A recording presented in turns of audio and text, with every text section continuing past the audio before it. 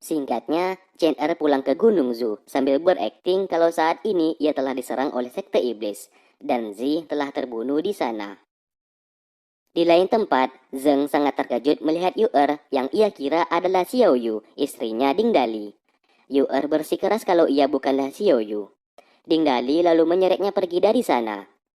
Ia pun menceritakan kalau Yu Er merupakan sekte iblis, namun saat ini Yu Er telah kabur dari sekte iblis dan tidak lagi jahat. Melihat itu semua, Zheng mulai curiga, dan ia curiga kepada Yu Er yang mencoba menipu Ding Dali dengan menggunakan wajahnya yang mirip seperti Xiao Yu. Ding Dali pun marah kepadanya, dan ia yakin kalau saat ini Yu Er sudah tobat dan tidak jahat. Setelah itu, Yu Er mengatakan kalau ia pergi esok hari, dan ia ingin Ding Dali memilih apakah ia ingin ikut bersamanya atau tetap di Akademi Gunung Zhu. Karena ia tak mau berlama-lama di Gunung Zhu, ia takut semua orang akan membunuhnya karena mengetahui kalau dirinya merupakan mantan anggota sekte iblis. Yu Er lalu masuk ke dalam, terlihat ia menangis dan seperti tidak mau berpisah dengan Ding Dali.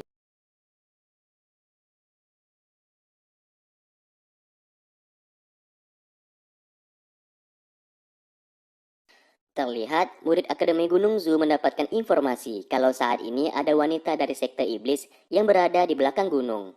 Dan ketua Yuwo meminta mereka untuk segera menangkapnya. Zheng yang mendengarkan hal itu bergegas menemui Ding Dali.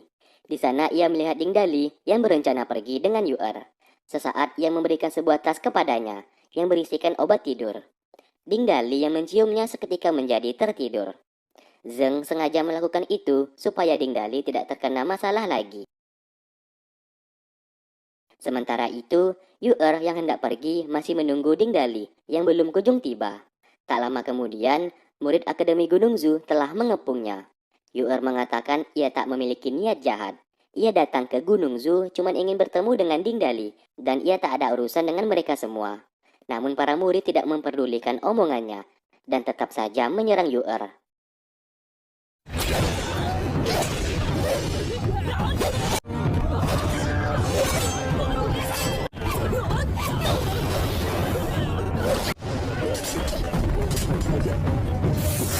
Chen Er juga turut menyerang dan berhasil melukainya.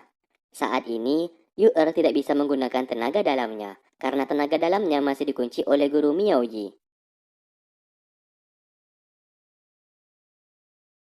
Terlihat, Yu Er berulang kali mengatakan kalau ia hanya ingin bertemu dengan Ding Dali dan tak ingin membuat masalah dengan mereka. Chen Er mengatakan untuk terus menyerang Yu Er dan menangkapnya hidup-hidup.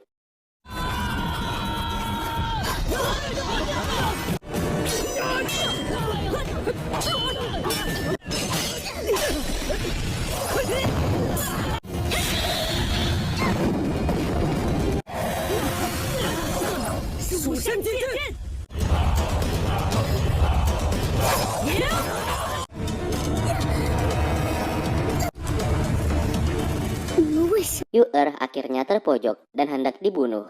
Namun sesaat darahnya tanpa sengaja mengenai sebuah pedang legendaris milik Tai King. Dan pedang itu bernama Pedang Nanming yang merupakan pedang yang menyegel Raja Iblis saat ini, yaitu Si Tuba. Pedang Nanming lalu bereaksi dengan darah milik Yu Er. Dan seketika, Yu Er bisa menggunakan pedang tersebut dan membunuh mereka semua.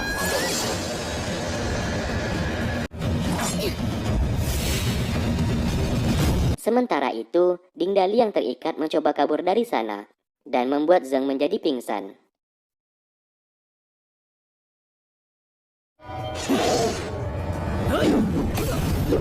Ding Dali akhirnya datang ke sana dan berniat membantu Yu Er. Chen Er mengatakan kalau Yu Er telah membunuh seluruh murid di sana. Ding Dali pun menanyakan kebenaran tersebut, dan Yu Er mengatakan ia terpaksa membunuhnya karena mereka juga hendak membunuhnya tadi. Dari sinilah fakta mengenai kalau Yu Er adalah anak dari Jingwo telah terungkap. Ding Dali merasa tak percaya kalau Yu Er tega membohongi dirinya lagi. Sesaat Yu Er mengatakan kalau ia memang diperintah oleh ayahnya untuk membunuh Ding Dali. Namun saat ini ia telah sadar dan ia tidak bisa membunuhnya karena ia sangat mencintai Ding Dali. Namun tetap saja Yu Er lagi-lagi telah membohonginya yang membuat Ding Dali menjadi marah besar. Chen Er dan salah satu murid di sana mencoba membunuh Yu Er, namun Yu dengan mudah mengalahkan mereka. Di saat Yu hendak membunuh salah satu murid tersebut, Ding Dali dengan cepat menahannya dan balik menyerang Yu.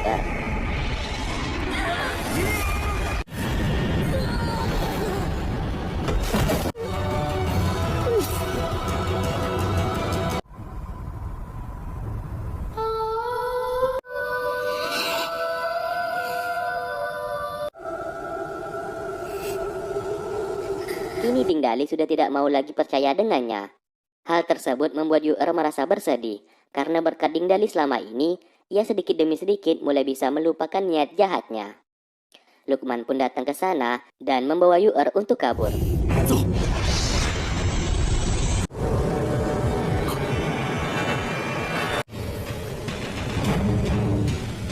Singkat cerita, kini pedang Nanming telah hilang dibawa oleh Yu, yang dimana hal tersebut dapat membuat segel yang mengurung Tuba bisa retak nantinya. Mereka takut Raja Iblis akan keluar dan membuat kekacauan di dunia. Guru Miaoyi dan Ding Dali akhirnya dihukum atas perbuatan mereka. Dan Guru Miaoyi bersedia menerima hukuman karena tindak kecerobohannya lah yang telah membawa Yu masuk ke dalam Gunung Zu. Di lain sisi, ternyata Zi saat ini masih hidup, dan ia pun langsung menyerang Chen yang dianggapnya merupakan mata-mata sekte iblis. Dari sinilah fakta terungkap kalau Chen kemarin hanya berpura-pura saja.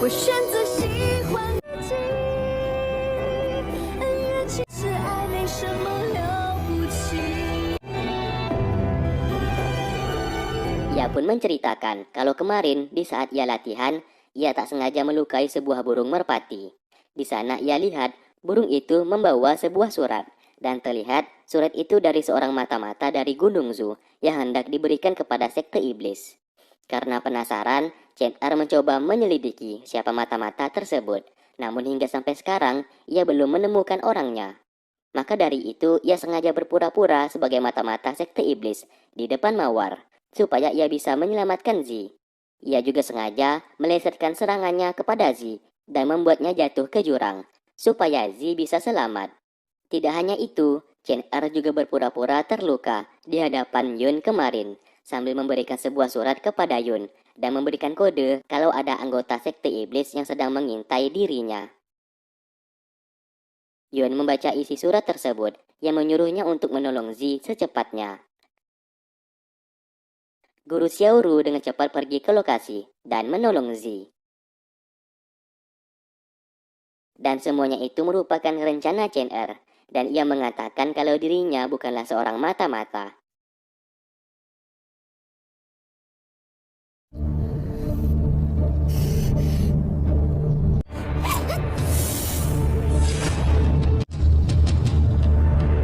Tak lama kemudian, Ketua Yuwo datang ke sana dan membenarkan perkataan Chen kalau ia bukanlah mata-mata. Namun Zi yang sudah terlanjur kesal kepadanya lalu pergi dari sana. Singkat cerita, Guru Wu menghampiri Guru Miaoyi di dalam penjara, sambil mengatakan kalau saat ini, Ketua Yuwo menyuruhnya membawa Guru Miaoyi ke menara lembah penakluk iblis untuk menjaga iblis di dalam menara. Dan Ding Dali saat ini akan dipenjara seumur hidup di sana. Awalnya Guru Miaoyi tidak setuju akan hal tersebut, namun ia tidak bisa berbuat apa-apa, karena itu semuanya sudah diperintah oleh Ketua Yuwo. Lalu setelah itu, Zheng dan Yun menjenguk Ding Dali. Mereka berdua berkata akan berusaha membujuk Ketua Yuwo agar mencabut hukumannya. Sesaat Ding Dali berteriak dan marah. Ia menganggap Akademi Gunung Zu tidak jauh berbeda dengan sekte iblis, yang sama-sama mementingkan batu merah padam di tubuhnya, tanpa memikirkan Ding Dali sama sekali. Ia merasa hidupnya tidak berguna, yang tidak dibutuhkan oleh semua orang, selain batu merah padam tersebut. Ia yang frustasi lalu hendak bunuh diri, namun tindakannya itu dicegah oleh Yun. Sesaat Yun menjadi marah dengannya, karena Ding Dali yang sekarang bukanlah Ding Dali yang ia kenal. Yun tak suka melihatnya menjadi lemah dan putus asa, karena seharusnya Ding Dali harus bisa mengendalikan batu merah padam tersebut, bukannya batu merah padam yang mengendalikan dirinya.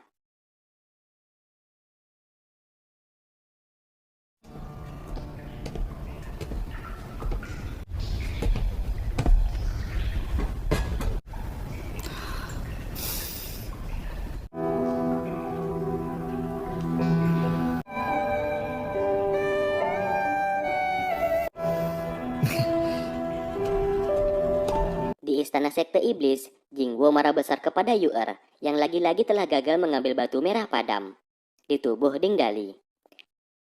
Ia pun melarang Yu'er untuk memanggilnya dengan sebutan ayah karena ia tidak memiliki anak yang tidak berguna seperti Yu'er.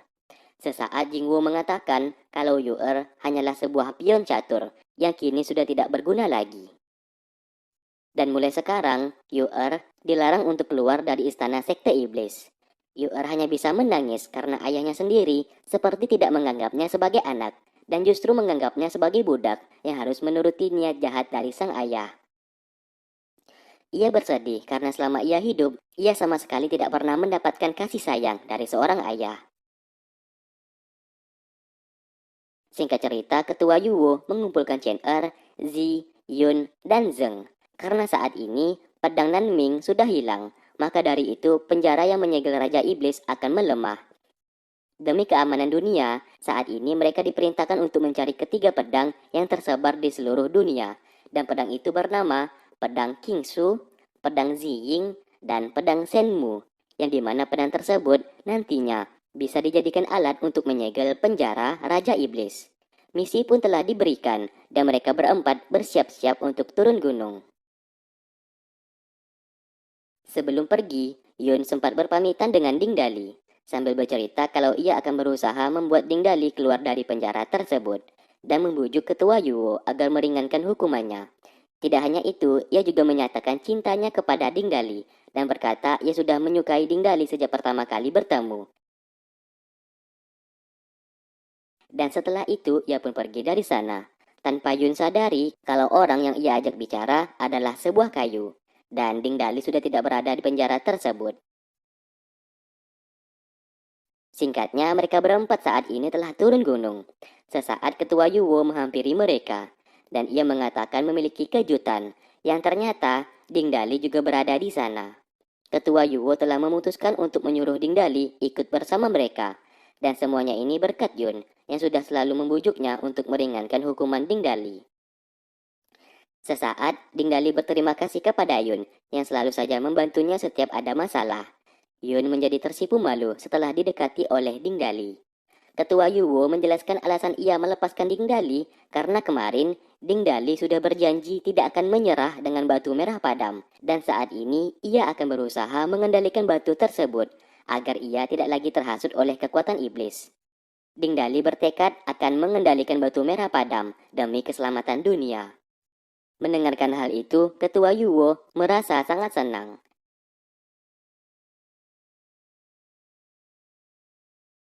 Dan part ke-6 pun selesai.